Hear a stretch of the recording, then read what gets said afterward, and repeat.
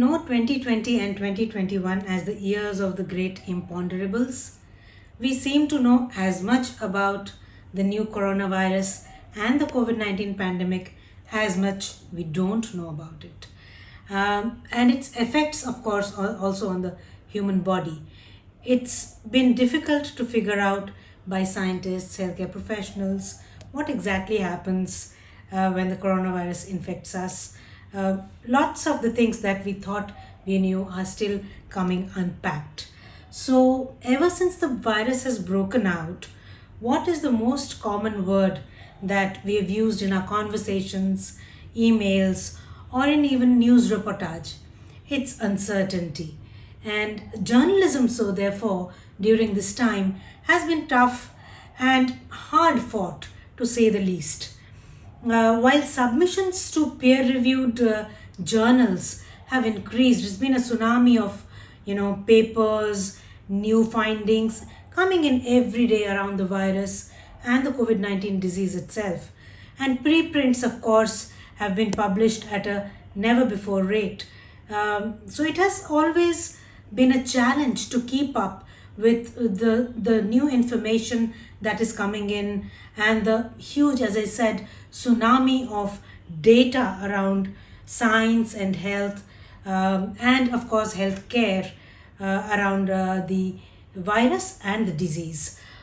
So how really does one cover an evolving science during a pandemic? That surely also has been a challenge. As you can imagine, this has been the science journalists' moment under the sun.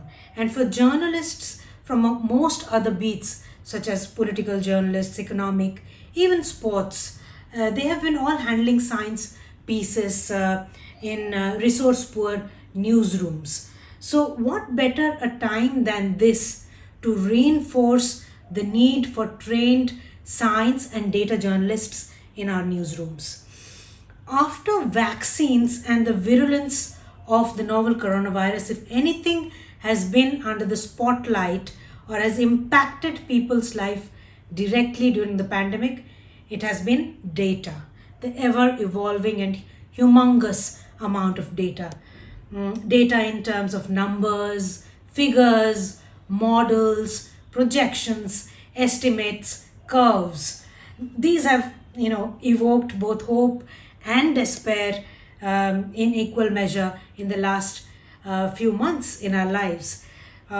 We've seen governments use pandemic data, or in many cases the lack of it, to make decisions or not around lockdowns, reopenings, then zero surveys, even public communication around the pandemic.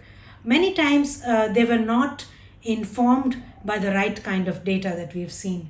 We've also seen what consequences good, bad, or hyped, data reporting can have on the public, and how fact checking medical misinformation during this time is far more important than data reporting itself, and how we can report on data better. All of this has evolved during this time. Many scientists, epidemiologists, and virologists rightly pointed out that data can be political many times. Governments and health agencies and international agencies, of course, have learned the hard way, and the hope actually is that governments will now be willing to make greater investments in data infrastructure, digitizing or development of new technology, or training medical staff in how to handle data, this humongous amount of data emerging out of the coronavirus pandemic during our times.